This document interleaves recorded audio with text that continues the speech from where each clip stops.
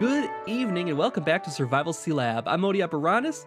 On today's episode, we're going to do a little bit more work on the lighthouse and get it a proper light on top to shine off in the distance. It'll be a little bit of work and it's going to be kind of expensive, but we'll get it done today. So let's get going.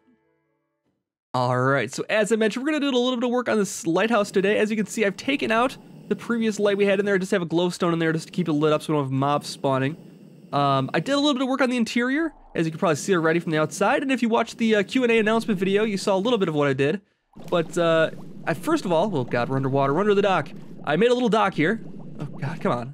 Which is currently incomprehensible for me right now. I can't get up here for some reason. Now we got it. Okay, so I made a little dock here, and a nice little spot to park my boat and that kind of thing. Nice little entryway, and then, going inside here, I did a little bit of work on this bathysphere here. Now, this is the elevator that'll take me down to the Sealab from here. I did a little bit of microblock work on it. If you saw the Q&A announcement video, you saw me building a worse version of this, basically. I decided to go with a little more, few more microblocks on it. Actually, a lot more microblocks on it. As you can see, they're everywhere on this. But that's what I went with, and it looks pretty good, I think, now. I'm pretty satisfied with it. I don't think I'm going to change it again now. Works pretty good for me. And then I have the staircase going up top here. As you can see here, going all the way around.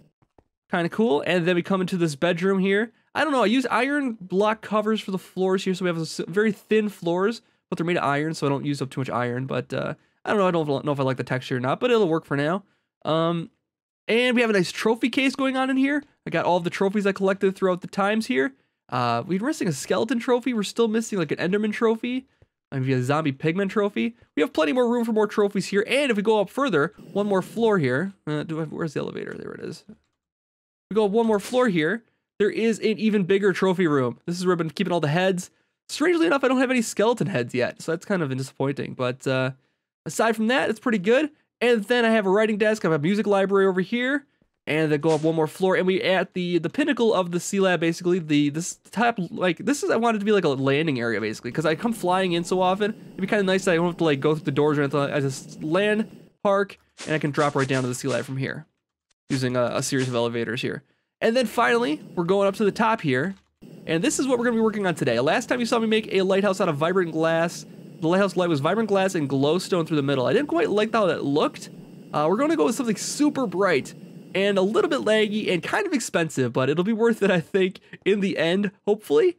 Anyways, let's head down to the Sealab, and I'll explain what's going on today here. So what we're going to do is actually take everything in my inventory here, all of this stuff in here, besides the meat and the chisel, but everything else we're going to turn into a gigantic lighthouse that will turn on and off with the rising and setting sun. So let's get making this. The first thing we're going to need is we're going to make floodlights. These are from the Rotarycraft mod. Now, one of my commenters, Oliver Loretto, said that I should download a mod called Greg's Lighting, which has really cool floodlights in it, and they're fairly cheap to make. But I thought, you know what, let's stick with just the basic monster mod pack, rather than adding in mods that can do exactly what we want. A lot of the stuff we want to do is already in here, so I'm going to use the stuff that's already here, because there is a floodlight. It's expensive to make, a little bit more expensive than just the Greg's Lighting one. But we have the means, we have the technology, we can do it. And we have to have special, because it's Rotarycraft, we have to have special power for that, so we'll have to make that too. So let's first of all make this. Hopefully we can autocraft it. Oh, we can't. Oh my god, come on. I can't even get the guide in there. Come on. Okay, so we can manage this. We're gonna make 8 of these, or 4 of these rather, not 8. 8 would be a little bit overkill. We're gonna use this bottom recipe here with the copper and the HSLA steel, the base panels, and it takes silver instead of iron then, because I mean silver is not too useful these days. Not really much is used for silver, and we probably have like hundreds and thousands of it now. And then the glowstone for the rest. And it makes 4 floodlights. 1, 2, 3, 4. Okay, so we're on the way. We got 4 floodlights.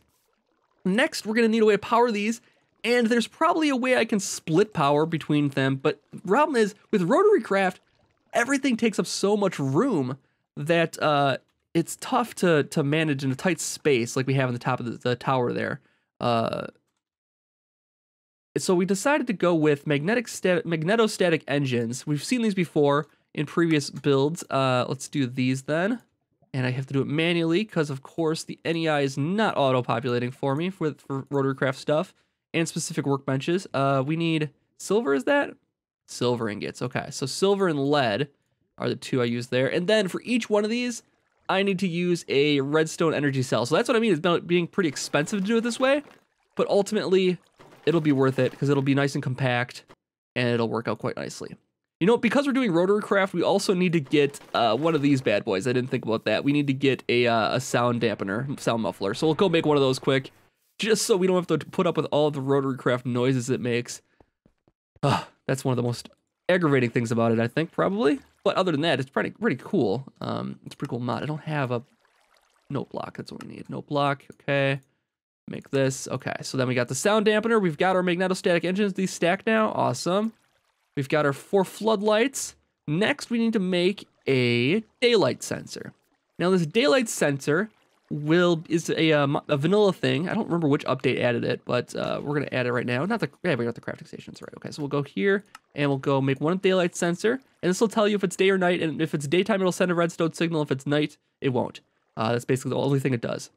And then what else do we need? We have a inverter cell because, as I said, this sends a redstone signal when it is daytime, but we need to send a redstone signal when it's nighttime. So we're gonna use a redstone torch and an inverter to do that, I think. And then we need to make, oh yeah, that's right, we need to make a way to power this whole thing. I'm not gonna run it off of my internal power here. I'm gonna have it all contained into its own power system. So we're gonna make a solar generator from extra utilities. And this is a really cool block, almost overpowered, but I really like it. And the way this one works is during the day, it'll charge up power. And then if you supply a redstone signal to it, it will start transmitting the power to the connected machines. The other thing we'll need is a couple of these. Hopefully that's enough. Let's grab a few more if we have them, because I don't want to run out in the middle of this whole process. Let's see, redstone energy conduit. Do we have any? I don't have any in here. Let's take a look and just look through my stuff here. Oh, there we go. 32 of them. That's perfect. Okay, so I think that's everything we need here. I'm just going to check my shopping list. We got some wire to wire the whole thing up. Sound dampener. Got some slime balls for no reason. Let's toss those out of here.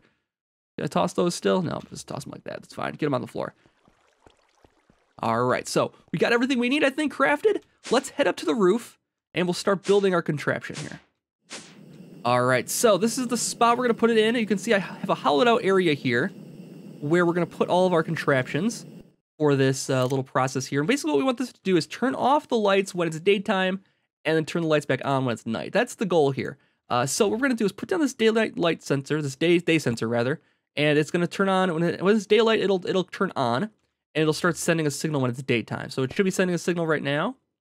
Hard to tell with just this redstone wire though, because sometimes it's, there it is. That's dark. Okay, so it is sending a signal right now, and then we'll put in a wire here. And we'll connect this to, let's take this out for now, because we're not going to need that anymore. After we do our whole process here, we're not going to need that for sure, I think.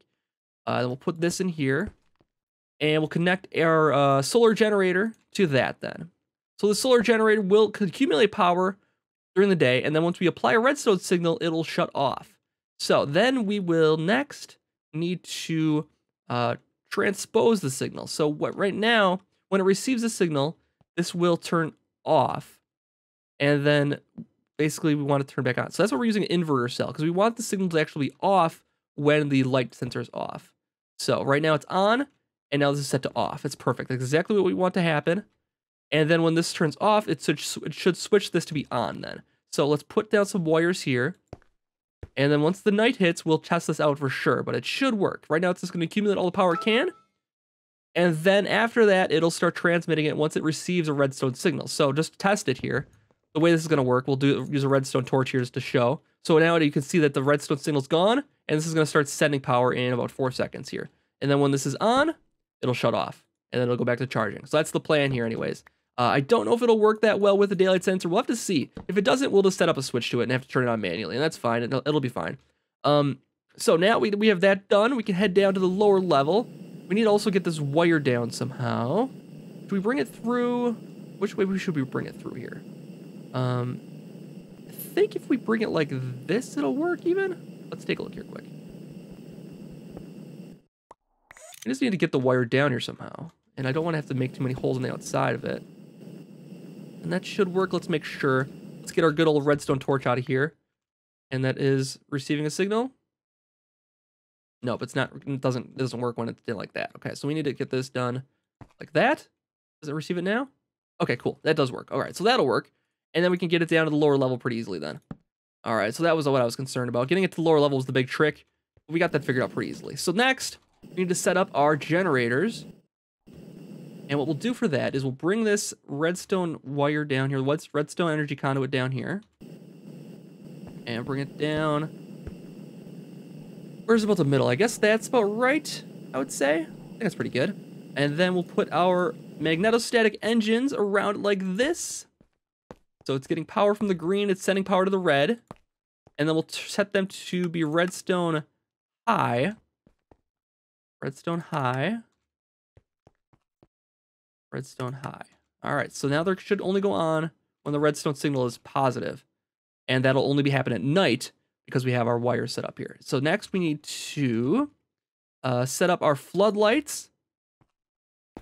And we'll set them up like this. And then we'll put some glass around the outside of this as well to make it look nice and neat. But they'll send a light all 4 directions then. I don't want to set it up with the rotating one. I thought about doing it, but when I was testing it, it was a little bit laggy. And every 10 seconds or so, it would lag when it switches to the next light. I don't want that at all.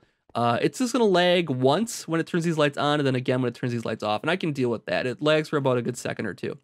And then next, we want to take our stone here, and we'll bring it down like this. Oops, not that. Bring it down like this. Come on. Oh, I can't get out now. I'm stuck. I'm trapped. I'm trapped. Oh, my God. There we go. Let's go like that. There we go. Ah! All right. Hold on. There we go. Now we've got it under control here, I think. We need to get this wired down so that it's just connecting to those. I might need more blocks here of some type. Let's grab this. Oh, no signal. Gotta head down to the bottom. That's right. I don't have signal way up here. I just have signal down at the bottom.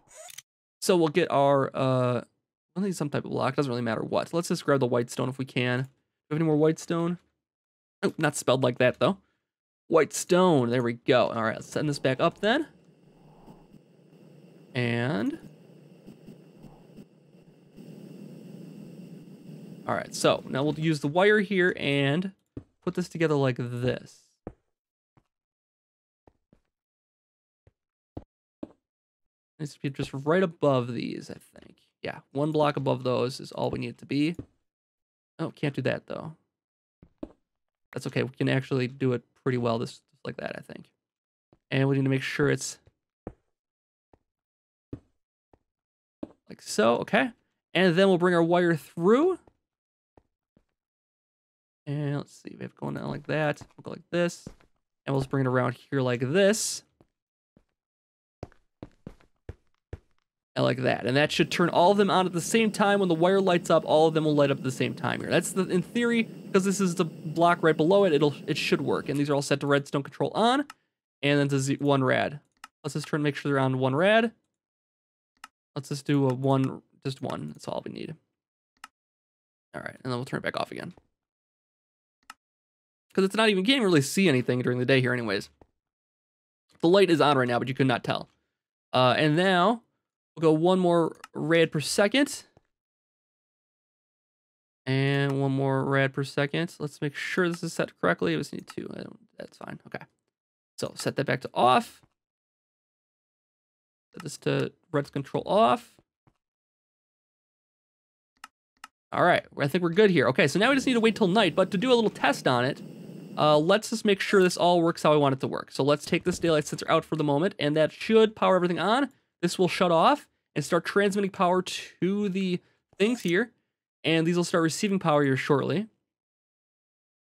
In a few seconds. Okay, it's receiving some power, and it's going up and up and up, and our lights should be kicking on, and you can hear the glorious sounds of Rotarycraft machines kicking on. Let's make sure they're all running here. Good, good, good. And they should be transmitting light. Now, you can't really see because it's daylight. You can't see really any difference here. So that's the only problem with that. Let's make sure it's set the redstone control on. God, that was tough to say.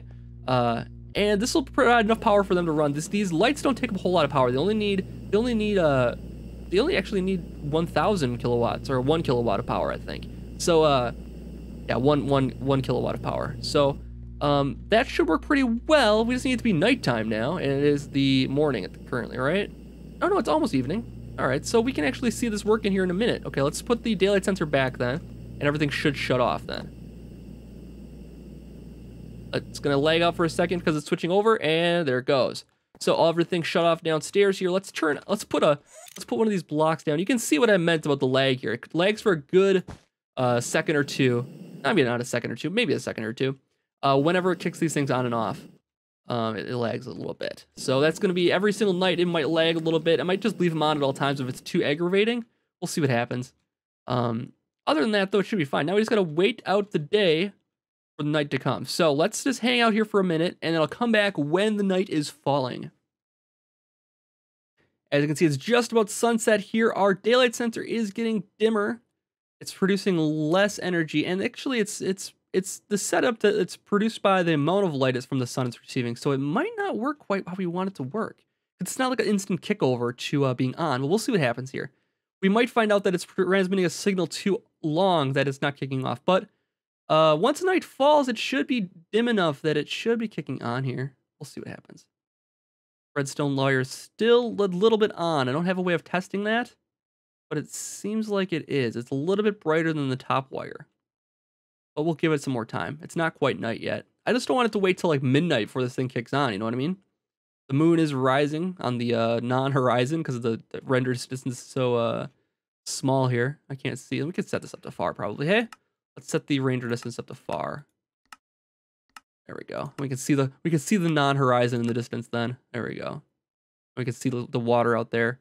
I don't know if this is actually going to light up the water or not. I'm kind of disappointed if it doesn't, but it might be too high up for it to actually light the water. We'll see what happens here. So this floodlight should be kicking on here any minute. It does look like this is out. It does look like it's out. I don't know how we can actually test that. So we might need actually a different system. The daylight sensor might not be working. This might not be going to plan because it's still transmitting a very faint signal maybe. Oh, there it goes. It kicked on. It lagged out. As you can see, the daylight sensor finally kicks off, and just at nightfall, it kicks on, and the light should be going. Anything? You can't really tell. If you had blocks there, you could definitely tell, but unfortunately, we don't have any blocks. You'll have to take my word for it that we can see it from a mile away. Well, maybe.